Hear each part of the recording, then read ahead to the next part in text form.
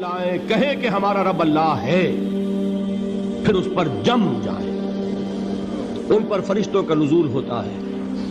نہ کوئی غم کرو نہ خوف, خوشیاں مناؤ جنت کی جس کا تم سے وعدہ کیا گیا تھا. اللہ کی ربوبیت پر اطمینان جب انسان کو ہو جاتا, میرا رب اللہ ہے, ربی اللہ, انسان کے لیے نہ کوئی کھٹکا, نہ کوئی خطرہ, نہ کوئی خوف, نہ کوئی حزن. جو کچھ ہو رہا ہے کس کے اذن سے ہو رہا ہے؟ اللہ کے اذن سے. اللہ کے اذن کے بغیر پتا تک نہیں ہلتا. یہ کوئی اندھا بہرا مادہ نہیں ہے جس سے مجھے کوئی خوف ہو. اندھا بھینسا چلا رہا ہو اس سے تو ڈرنے کا ہر انسان کو ڈرنا چاہیے, نہ معلوم کس کو ٹکر مار دے. لیکن نہیں, اس کائنات کو چلانے والا ایک سمیع و بصیر خدا ہے. وہ جو میرا دوست ہے, میرا ولی ہے. اللہ ولی الذین آمنوا یخرجہم من الظلمات الی النور.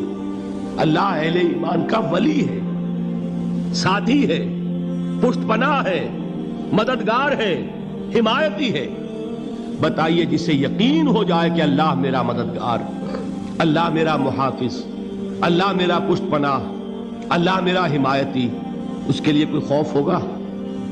اسے کوئی ڈر ہوگا؟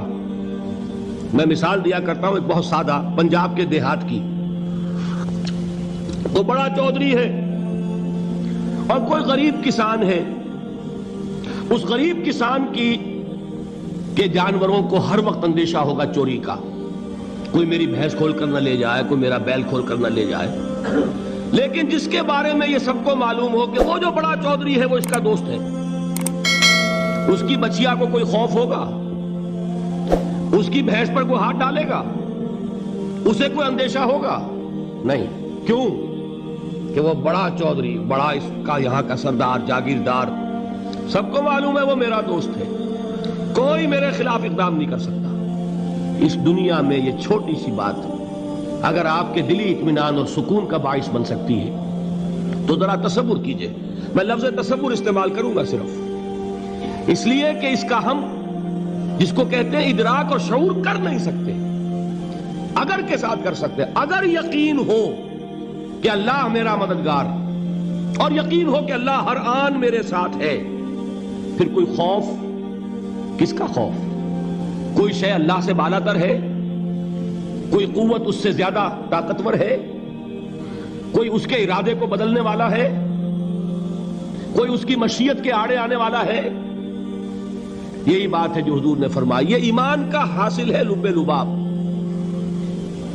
کہ دیکھو اچھی طرح اس بات کو ذہن نشین کر لو.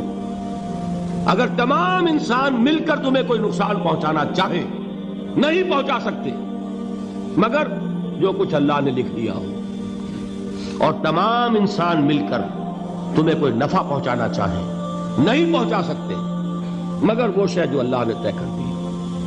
آپ پھر میں کہوں گا ذرا تاریخ کیجئے, اسے فرض کیجئے, اسے سوچئے. اگر اس حدیث پر ہمارا دل ٹھکا ہوا ہو تو کسی سے ڈر ہوگا؟ یہ مجھے نقصان نہ پہنچا دے, یہ میری رپورٹ خراب نہ کر دے, یہ میری انکریمنٹ نہ رکوا دے, یہ میرا یہ نہ بگاڑ دے, یہ میرے یہ نقصان نہ پہنچا دے. اس کا ڈر, اس کا ڈر, اس کا خوف, اس کی خوشامد, اس کے لیے جا کر طرح طرح سے اپنی عزت نفس کو ذلیل کروانا اس کے سامنے. یہ سب کچھ کیوں کرتا ہے انسان؟ جب سمجھتا ہے کہ اس کے ہاتھ میں میرا کوئی نفع ہے, اس کے ہاتھ میں میرے لیے کوئی ضرر ہے, یہ مجھے کوئی غضب پہنچا سکتا ہے, یہ مجھے کوئی نقصان پہنچا سکتا ہے, یہ میرا کوئی کام بنا سکتا ہے, یہ میری کوئی ضرورت پوری کر سکتا ہے. اسی کا نام شرک ہے. جہاں آپ نے یہ سمجھا کہ غیر اللہ کے اندر کوئی طاقت موجود ہے وہی شرک ہے. بتوں سے تجھ کو امیدیں, خدا سے نومیدی, مجھے بتا تو صحیح اور کافری کیا ہے. شرک تو یہ ہے. جس پر بھی تمہیں یہ خیال ہے کلمہ ہے, یہ کلمہ سوم, لا حول ولا قوت الا باللہ. ذرا اس پر دل کو کبھی اگر آپ تصور کریں, پھر فرض کریں, دل ٹھک جائے اس پر, کوئی طاقت نہیں.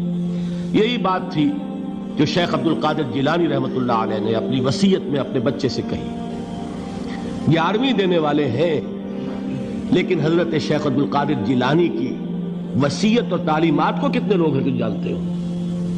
یہ جن مقامات تک پہنچے ہیں وہ کس چیز کی بدولت پہنچے ہیں؟ انہوں نے جو پیغام دیا وہ کیا تھا؟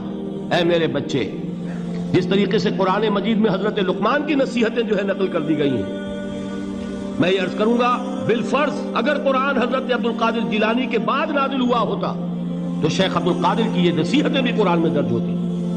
اتنی اونچی نصیحتیں ہیں. اے میرے بچے، اس حقیقت کو ذہن نشین کر لے، لا فاعل فی الحقیقت ولا مؤثر الا اللہ. اس کائنات میں نہ کوئی فاعل حقیقی ہے نہ مؤثر حقیقی ہے سوائے اللہ کے. کسی شے میں کوئی تاثیر نہیں اگر اللہ نہ چاہے. آگ جلا نہیں سکتی اگر اللہ نہ چاہے. پانی ڈبو نہیں سکتا اگر اللہ نہ چاہے. زہر ہلاک نہیں کر سکتا اگر اللہ نہ چاہے. کوئی چیز فائدہ نہیں پہنچا سکتی اگر اللہ نہ چاہے. تو در در پہ کیوں سر جھکاتے ہو؟ در در پر کیوں جبیں سائی کرتے ہو؟ سب کے سامنے کیوں ہاتھ پھیلاتے ہو؟ ایک اللہ سے مانگو. ایک اللہ کے سامنے زمین پر اپنی جبین رکھو.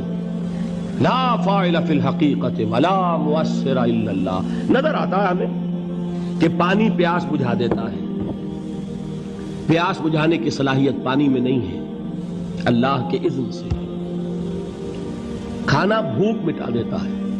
بھوک مٹانے کی صلاحیت کھانے میں نہیں ہے، اذن رب میں. دیکھیے یہی یقین تھا. حضرت موسیٰ علیہ السلام کا واقعہ یاد کیجئے. سامنے سمندر آ گیا ہے. قوم دیکھتی ہے پیچھے کہ گرد و غبار کا طوفان ہے. معلوم ہوا کہ فرعون اپنے لشکر سمیت آ گیا ہے. لشکر جب چلتا تھا تیز رفتاری کے ساتھ تو گرد و غبار کا جو طوفان اٹھتا تھا اس کا تصور کیجئے. اور لمحہ بلمحہ وہ قریب آ رہا ہے. پوری قوم نے کیا کہا؟ اے موسیٰ انا لمدرکون. اے موسیٰ ہم کو پکڑے گئے. قرآن مجید نے تو یہاں وہ باتیں نہیں لکھی ہے، لیکن تورات میں یہ درج ہے کہ بنی اسرائیل جھگڑنے لگے، دست و گریبان ہو گئے موسیٰ کے ساتھ. موسیٰ ہمیں یہاں مروایا لا کر، اس سے تو ہم ہی بہتر تھے. وہاں کھانے کو ملتا تھا، زندگی تو تھی، بیگار ہم کر رہے تھے، موت تو نہیں تھی. اب جو کچھ ہوگا اس کا تصور کرو، جس طریقے سے ہمارے ٹکڑے اڑائے جائیں گے. تو لڑ رہے ہیں حضرت موسیٰ علیہ السلام سے. یہ تورات کی تفصیل ہے. قرآن میں صرف اتنا آیا ہے، پریشان ہو کر انہوں نے کہا انا لمدرکون. موسیٰ ہم تو پکڑے گئے. اس وقت موسیٰ کا جواب کیا ہے؟ کلا ان معی ربی سیہدین. نہیں، میرے ساتھ میرا رب ہے، وہ راستہ دے گا.